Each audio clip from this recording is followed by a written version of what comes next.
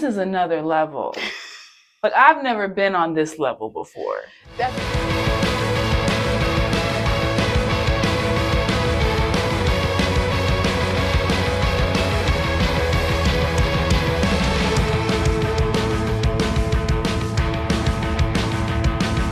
I'm Alex. And I'm Faiven. And welcome to Let's Talk About It. If you haven't already, please subscribe to our channel and like this video. Also, we want to hear from you, so comment below during the video. Today we are unpacking everything we know and have learned about love. I literally had to read about love because I was like, this can't be right how I'm doing it. So let's talk about it. But first, rapid fire.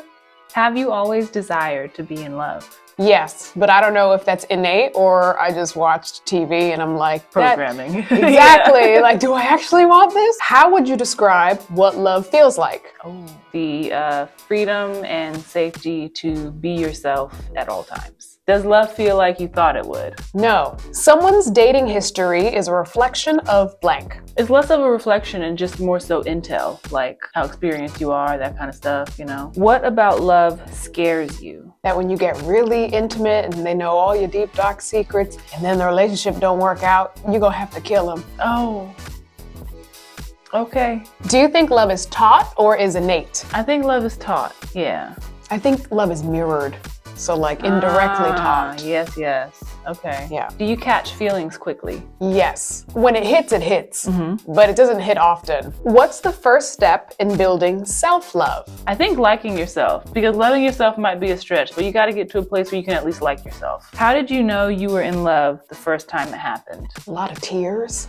It's weird. It's a really weird emotion. A lot of tears. Serial monogamists I can't say this word. Hold on. Serial monogamists miss out on blank. Miss out on like a window to reflect and process. They tend to repeat the same relationship. So when I asked you if love felt like you thought it would, you said no. What did you think love would feel like?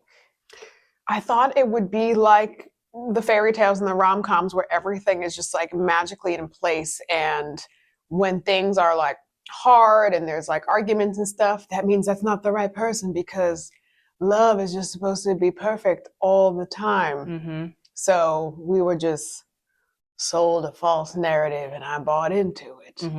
Something that stood out to me, like anytime you're watching somebody else's life play out, like you can clearly define every moment and every scene. Like, oh, here they're falling in love. This is what that looks like from the outside. Okay, here they're, I don't know, they're sharing, they're vulnerable. Oh, here the love is getting deeper. Like you can literally see it unfold. But when it's your life, the feelings aren't as clear. Like you kind of have to muddle through, like, what is this discomfort I'm feeling? And that discomfort might be the vulnerability and the sharing that you recognized on screen, but internally, it feels different than it looks. Does that make sense? I suppose. I guess because I haven't had like that real grown-up, live-in, committed situation. I mean, I've had relationships, but everything was still very separate. So I haven't gotten to that level of like deep love to be able to compare, to speak on it. Got it. Well, that has been something that I just have found to be true, not only with love, but like in many things. Like most things just don't feel how they look. So I think whoever just won the Super Bowl, that's how into sports I am. Somebody was talking about it and they were like, I thought it would feel different because it's like this big momentous thing and then you build it up in your mind, but really it's like your job to like hold on and extend that feeling of joy. But because we are in such a fast-paced society and we're constantly moving the goalpost, when you arrive and the moment, love or the promotion, whatever it is, doesn't feel as big as you thought it would, now disappointment settles in. Now you're questioning, well, do I really feel that way about this person? Because this ain't what it looked like in the movies. And so that has just been something that I've noticed throughout my life, is that most things do not feel how they look. That's very true. The sports analogy is a good one because, I can definitely imagine, obviously I'm not a professional athlete, but a game is a game, especially if it's pro. It's televised already. There's celebrities there already. So like, what really is a big difference? Like a win is a win, like literally in that case. And I feel the same way when it comes to even doing anything on camera, I'm like, oh my gosh, like I have a few lines in this show, like I'm on the TV show. Mm-hmm. And then you realize it's a very long 15-hour day. You do the same scene 10 Mm-hmm. times. You're in a trailer and it's cold. My first time, I didn't know how long the day would be, so I didn't even bring a book to read or anything. And I was like, when does the glamour start? When This ain't fun. when is like the fun, cool? A job is a job. So Yeah. I totally get that. And I think that's where people compare their love story with other people, especially with the internet, because you're like, they look really happy. Mm-hmm. They look like they love each other so much. They're doing cutesy videos together, but you never actually know what's happening. Down the line, the documentary comes out and you find out how so and so killed their partner, and it's like, oh my gosh, their relationship looks so perfect on TikTok or whatever, but you truly never know what's going on behind the scenes because of that comparison factor, though, and because like there's no one answer, right? Everybody experiences love differently. Everybody defines love differently. I think that's what makes it so hard for people that have never experienced it, because if you ask 10 different people, you will get 10 different answers every time. And I think, at least for me, right? I can't speak for anybody else, but like when I fell in love with my husband, it wasn't like this, like the sea didn't part, like, you know, butterflies weren't trailing me everywhere. I just knew because of how safe I felt. You know, he didn't come with a whole bunch of like bells and whistles. He was just like a straight shooter. He wasn't trying to like impress me and do the most. Like I'm not a over the top kind of gal, and everything was just so authentic. He wasn't trying to impress me, and I just remember feeling safe. And also, like, I think I was trying so hard to keep my personal life separate from him. Like I was very mindful of not including my daughter, you know, on our outings. I didn't want him to meet my family. I didn't want him to do any of that too soon. But we got to that point where I was trying to spend more and more time with him, but it was conflicting with my day and personal life. And it was just like, I gotta choose. And finally I was just like, hey, do you want to come over here and see what like hanging out with me for a day looks like my normal day without us like scheduling things or putting, you know, life aside to hang out. And when we did that, and it was like so seamless, and he was also cool in front of my parents, wasn't trying to like impress them, was super respectful, like my shoulders could just drop. Like everything was just cool, and I no longer felt like I was going against the grain. Like he so seamlessly blended in with my family. I was like, all right. I think there's a different level of emotional maturity to not only love your partner, but the child that they come with. Oh, Because I'm like, it's hard enough to love a person. And you're like, yeah, no, I'm going to love the whole package. You come with a child and a dog. yeah. Wow. So I'm like, I've never experienced that type of love. I've also never fallen in love with a person who has a kid already. So I don't know what that's like. I mean, the auntie in me loves kids, so that's totally fine. But like, it's such a different connection, I'm sure. So I think there's just levels to it. And I used to say, like, say I'd had a boyfriend when I was a teenager, and then say I have a college boyfriend or something. I'd be like, oh, after the first one breaks up, I'm like, that wasn't real love. And then you get to the next relationship, I'm like, this is love. Then you get to the next relationship, no, this is love. And what I really think is all of it is love, just like every other emotion. You get angry, you get happy, you get sad, then you get like butterflies because you're in love. Like, I think you're allowed to be in love multiple times. You're allowed to feel it, and they're allowed to overlap. Like, say you break up with somebody just because you're not compatible. We're talking about maturity at this point. Like, we're not compatible, but I wish you the best. Hope you find your person. The love, like, you know how matter is not created or destroyed? Like, what happens to the love? It just kind of dissipates and fades into the background, but it doesn't mean I wish ill will on the person. So I'm like, I feel like if I've loved someone before, I'm like, oh, I wish them the best. So I think the love never dies. It doesn't die. It just kind of morphs. It's like, you know, it's just like flowing, and it just like flows to the next person or situation. So I no longer say that the younger love wasn't real love. I think it was. It's for your age, for your maturity, for your circumstance, that was love. yes, we make fun of like the 11-year-old who comes home like, I have a crush. Puppy love is still love. That is the appropriate amount of love for your age and demographic. Yeah, I hear that. I've definitely struggled with that before too. I guess, comparing all my different levels of love, like you're talking about, because I had a high school sweetheart. Did you date in high school? No, I wasn't allowed, but I was Okay. 17 freshman year of college. Got and it. that's where my Still a teenager. teenager. Yeah. So, I definitely had a high school sweetie. And of course, at the time, we were head over heels in love. And fast forward now as an adult, I'm like, was it love if we didn't have any like real hurdles and challenges? Like teenage love doesn't compare to adult love, but it was real at the time. It felt real at the time. The pain and heartbreak when it ended was definitely very real. So that diary with the teardrops. the poems were real. Oh, so much poetry. Does it compare to the adult love that I'm experiencing in my life now? But I do think it was real at the time. Exactly. And think of it this way. Some people meet their partner, their life partner in high school, and then they get married and they have the kids. And I know someone from my hometown who did that, and they're super happy and they have 2 kids. So imagine their relationship fizzling 6 years in, right? And then they marry other people. So would they discount those 6 years and be like, we were never in love?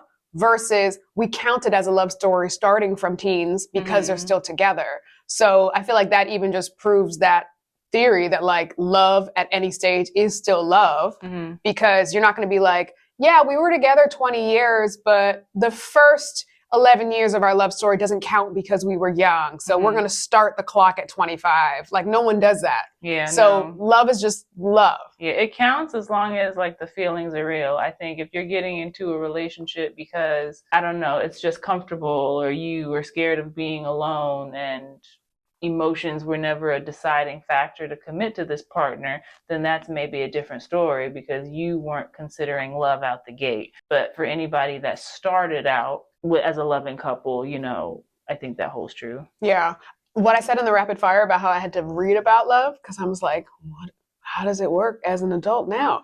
I really did. I read the Bell Hooks book all about love, and I thought maybe it'd be a fairy tale. I don't know what I thought the book was, but it's an actual nonfiction book where she literally reads about love and goes to the history of love and the family unit and trauma and violence. And she like starts it off with a banger talking about how she's like, yeah, I never actually knew love. And most of you haven't either. And I'm like, excuse me? Tell me more. You mean my parents don't love me? She's like, they think they love you. And I'm like, oh my gosh, what is happening? Because if you really think about it, even if you go in scripture and stuff, and how like love is supposed to be kind and love is like everything positive, right?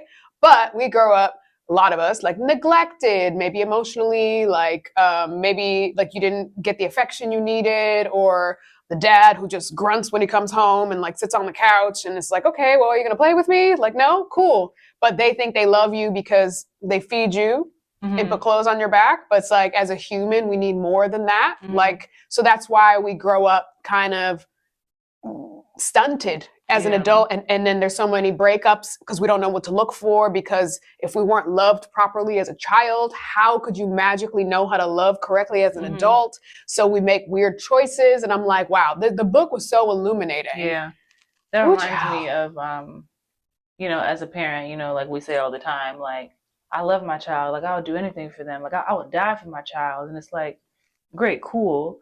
But, we're skipping a few steps. Like, maybe you don't have to die for them. Maybe you just have to live a healthier lifestyle. Maybe you have to break up with that toxic partner because now you're modeling a relationship that you would be mortified if your child stayed in. Like, we always jump to the most extreme, like, I would die for my baby. And it's like, no, just maybe stop eating fast food every day for your baby so that they grow up as an adult that doesn't eat fast food every day for every meal every time, Why you got to be so loud, Alex? I'm just saying, like, there are so many other things that you can do for your baby before jumping in front of a bus. I mean, if it comes to that, cool. But like, I want to model like a healthy relationship for my child. I want to model healthy communication. I don't just want to like shut down when I'm arguing with my partner. If she does overhear me and my husband having a fight, I let her know, hey girl, I know you heard that, because our apartment is small. We worked through it, because a lot of times, we hear our parents fighting, and then just that's it. That's the end of the story. We don't know how they resolved it, if they resolved it when, and now you're an adult kind of like stumbling through the same thing. And we are told, maybe you are allowed to date, or to your point, no, you're not allowed to date, or wait, save this, save that for marriage. But like, what about like love? Like, how do you know when you're in love? How do you know when this is a safe feeling to pursue? How are those conversations happening, like with our children? To be honest, I think a lot of previous generations did not have the luxury of love because it's just a struggle bus, like got it out the mud situation. And like, I think even my parents, like they're still married over 40 years. But did I see love? I saw commitment. What I would describe as love, I'm like, wasn't that affectionate? It was like, you go to work, I go to work, feed the kids. Like, it was just like, we got things done. So I saw a TV showed me things. That's why I got everything wrong, because TV's not real. Yes, I too learned this the hard way. Yeah. I'm like, hey, how come my big brother doesn't sit at the end of my bed and be like, hey, kiddo, what's on your mind? No one did that to me. I would just like be in my own head. I would talk to the dog. Like, I didn't have the language to share my feelings. Like, so I don't know. I feel like if you instill that into your kids and actually talk to them and ask them questions about school, that's not just how was your day?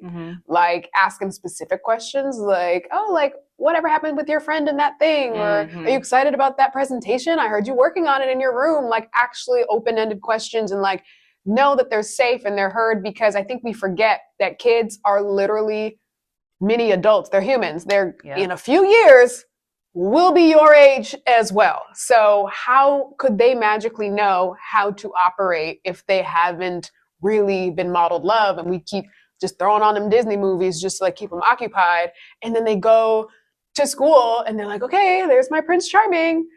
Why isn't he nice to me? Oh, well, the movie says that you're just supposed to act aloof and then he will come to me. It's all messed up. Hence me at my big age reading about it. Yeah.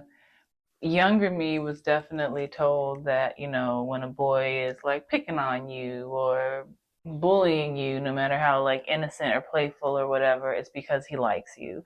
And I think that's a narrative we have now shifted away from. It's like, no, you don't get to like shove somebody and they're supposed to go, oh, Timmy likes me because he pushed me in the mud. Like, address your feelings, learn how to communicate, and show them in a healthy way. So I'm very excited for my daughter to just be growing up with a different narrative. At least in our house, we're teaching her differently, and she knows that, well, I hope she knows that healthy relationships don't start with, any of that kind of behavior. I remember when I came over to the house, remember the date weekend, and I stopped by real quick to drop off baby clothes. Yeah. And you were like, I don't know, brushing your teeth or doing something. You were like, oh, how was the date? And I was like, girl, it was bad. And then her daughter, who's 14, was just in the area, and I'm all chit-chatting like she one of the girls. I'm like, so like he didn't even, and then Alex was like, even that she's a child. I was like, I forget. Because she's so tall.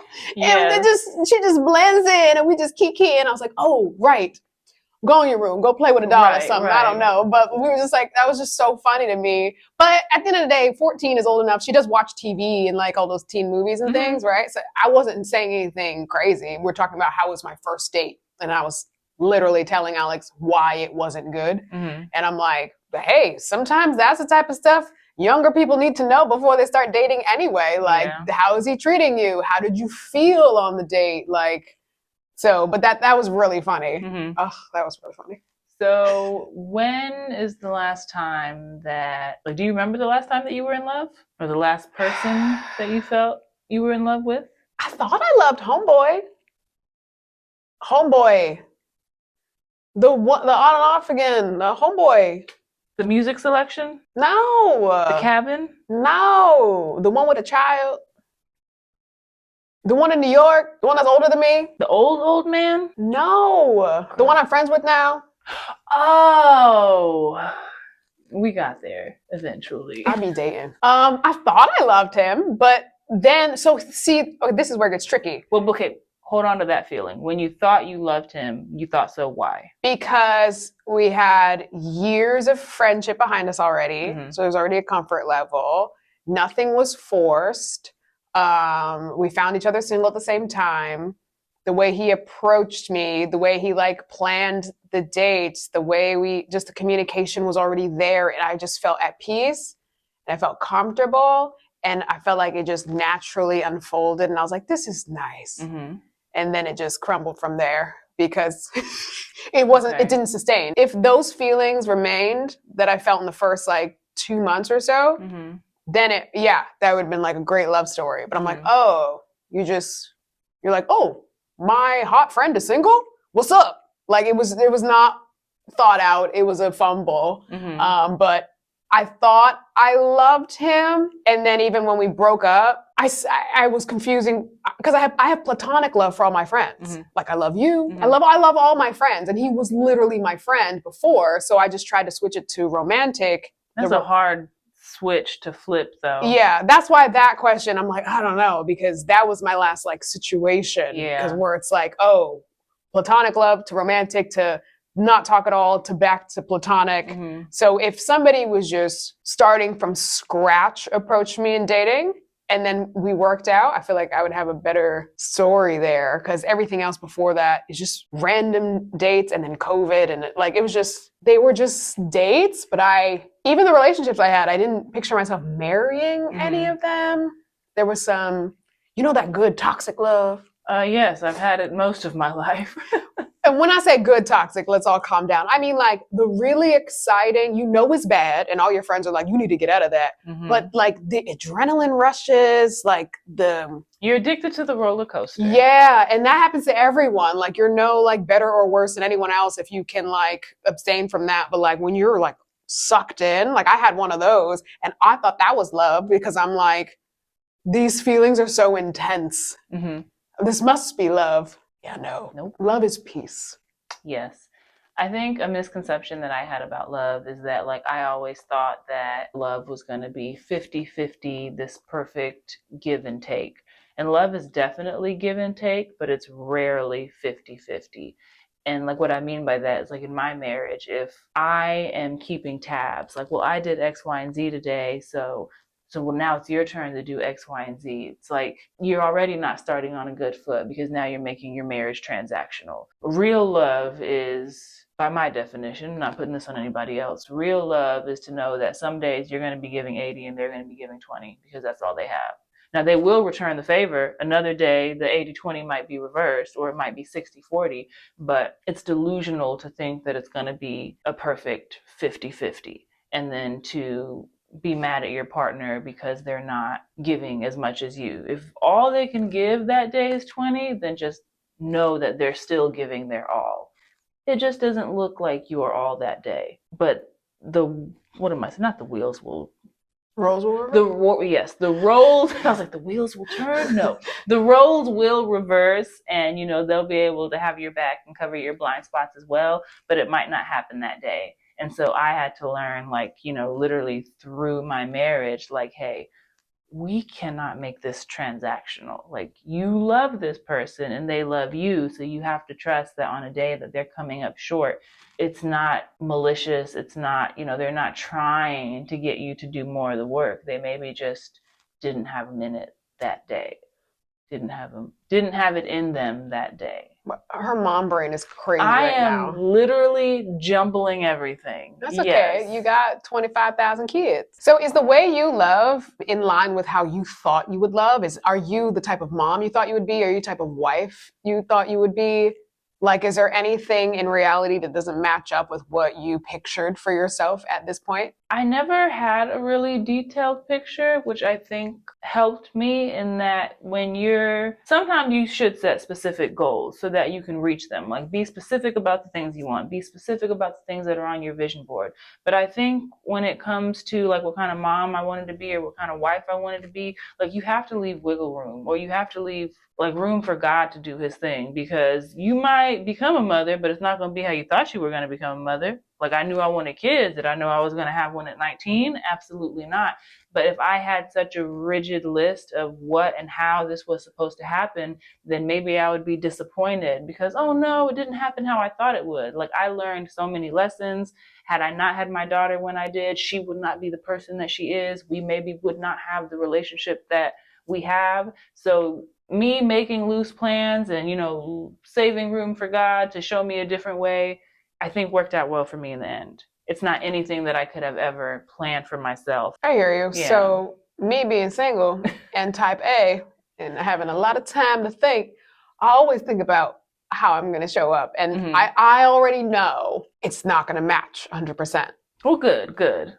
Yeah. Especially because you don't know what your partner is bringing to the union either. Because I already know so much about myself. I've done so much work, like super type A, super tidy, very task oriented, very goal oriented. Then also though, like selfless, like I love catering to people. Like I like when there's good energy around. Like I will do whatever I need to do to keep the peace, to create peace. Mhm. But yeah, somebody else's version of peace might be different, and you just never know. So you definitely have to roll with the punches. And I think maybe a lot of people run into issues because they're trying to force their image of something onto the situation, and that's just not how love works. Yeah. I even remember like when I did date somebody who didn't really have time for me, I was like, what's the point? Because it's like, how can you get to know each other and build stuff if you're just so busy? Like when do I get put in there? And I think their version of love is like, oh, you just love like on demand. Like when, I love you on Thursday. Pencil it in. Then I'll see you on Tuesday. I'm like, see, now we got different versions of love. I don't know how you were taught, but I'm to the point now with all the self-work and growth and reading and things like this. I'm like, I don't hold anything against anyone, because when I see someone not act in accordance to how I would act, I'm like, we were just raised differently. Yeah. And we were exposed to different stimuli. And how could you be mad at someone for how they were raised? You can. Then call their parents. Like, I can't be mad at somebody's son. Yes, in theory. Like, you know how like you might meet somebody and on paper you guys are the perfect match, but then like you get into it and you're like, oh, like I don't know how, like the math isn't mathing. Like on paper, like we were supposed to be super compatible. Like, yes, in theory, you cannot get mad at somebody for how they were raised. But then when you are face to face and across from that person that was raised differently from you, and in that moment it is causing a conflict because of how a situation is resolved, it happens. If you're both mature, you reach a resolution at the end of it and understand that compromise is going to be a process. But I have learned that it happens. And I think in terms of like self-growth and stuff, there's only so much you can do by yourself. Like certain situations, you think you know how you are going to react until you are in that situation, until you are in that relationship, until you just have experienced like that hurdle or that whatever. And sometimes you surprise yourself. Sometimes that's for the better, sometimes for the worse. Sometimes you might be like, wow, I didn't know I could be this forgiving or have this much grace in that situation. Or you might have a shorter fuse in certain areas that you weren't aware of because you've never been triggered that way before. So relationships, I think, and love definitely challenges you. And that's why it's so important to just have somebody that is willing to go through the mud with you. Like I used to be a runner. Like I remember me and Joe, we got into an argument. I can't remember what for. And while he was in the bathroom in the shower, I was like, well, this is it. Like I tried, he tried, this is it. So she's a runner, she's a track star. I packed my stuff out of his studio apartment at the time, and I just, very dramatic, because that's the kind of exits I used to always see on TV. And I just left. I didn't say bye or nothing. And he like runs out, goes down the elevator, and he's like, "What are you doing?" And I'm like, "Well, we had this fight. Like it was pretty intense. It's over, right?" And he was like, "I love you." Yes. I was like, "Yeah." He's like, "You love me?" And I was like, "Yeah." Okay. He said, "Unload your car and we will work it out." And I was just like, oh, this is another level. Like I've never been on this level before. That's called commitment, sweetie. Yeah. Yeah. Yeah. How you were saying that it's important to find someone who's going to go through the mud with you. That's why I'm so like flabbergasted by single parents, because only as an auntie on the outside looking in, I see how hard it is to raise babies. Mm-hmm. And so many people do it by themselves. You had your single mom chapter. Mm-hmm. And I'm like, I wonder when I see how hard it is, right? And then someone came from a single parent household and then they become a single parent and then their kid becomes a single parent. And I'm like, why do you keep repeating this? Didn't you see how hard it was? But I'm like, if that's all you know, mm-hmm.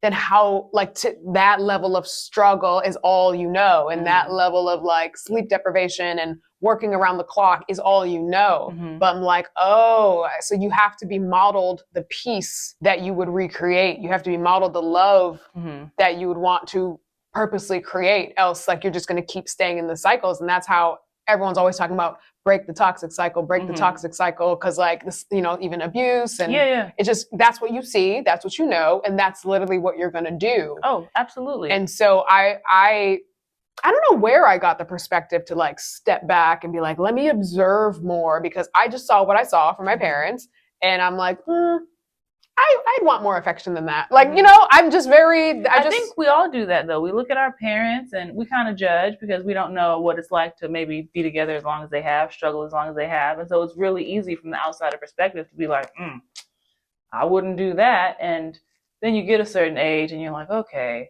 maybe I should have had a little bit more grace here. Or nope, I'm doubling down. I'm still not doing that. But I am in a place now where I understand that just sometimes life throws you curveballs and it's like, all right, let me just shut my mouth sometimes and observe a little bit more like you. Because I was very quick to go, well, when I get married, I'm never gonna X, Y, and Z. And then you learn about compromise and you learn about sacrifice, or in some cases, maybe how hard it is to leave a certain situation. But as a young kid, you're not aware of any of that, you know? Yeah, and it's all morphing as we go. So I'm curious to see who, if anyone, I fall in love with again. And I am excited to see your love morph and grow over time with your husband, especially as your babies grow. It's all a wonderful thing. Yes. So we want to hear from you. How do you define love? And does it feel like you thought it would? Yes, let us know in the comments below, and be sure to like and subscribe and follow us on Instagram and on TikTok. And we'll see you in the next one.